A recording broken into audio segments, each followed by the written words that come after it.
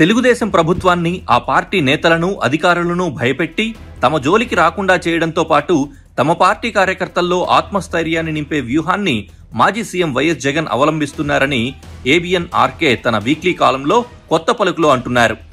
జగన్ను తక్కువ అంచనా వేయడానికి లేదని, దారుణంగా ఓడిపోయిన అతి కొద్ది రోజుల్లోనే మళ్లీ జనం ముందుకొచ్చి హల్చల్ చేస్తున్నారని, అదే 2019లో అయితే తెలుగుదేశం అలా బయటకు రాలేకపోయిందని వెల్లడించారు. ప్రస్తుతం అధికారంలో ఉన్నా కూడా తెలుగుదేశం నాయకులంతా సైలెంట్ కావడమో లేదా వైకాపాతో సర్దుబాట్లు చేసుకోవడమో చేస్తున్నారన్నది ఆర్కే భావన. అధికారులు కూడా ఈ భయంతోనే ప్రభుత్వ ఆదేశాలు గుడ్డిగా అమలు చేయడం లేదని కూడా అంటున్నారు.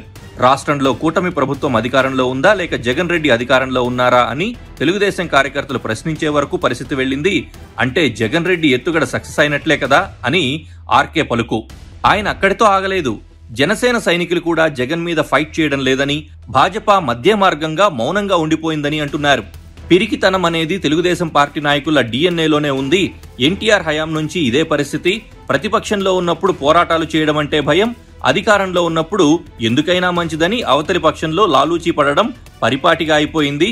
క్రిమినల్ సైకాలజీలో ఆరితేరిన వారు ముందుగా ప్రత్యర్థుల బలహీనతలను అధ్యయనం చేస్తారు. ఆ తర్వాత ఎవరిని ఎలా లొంగదీసుకోవాలో స్కెచ్ వేసి అమలు చేస్తారు. ఈ క్రమంలోనే జగన్ అండుకో తెలుగుదేశం పార్టీ శాసనసభ్యులు, మంత్రులలో గూడు కట్టుకుని ఉన్న భయాన్ని ఆసరాగా చేసుకుని విజృంభిస్తున్నారు.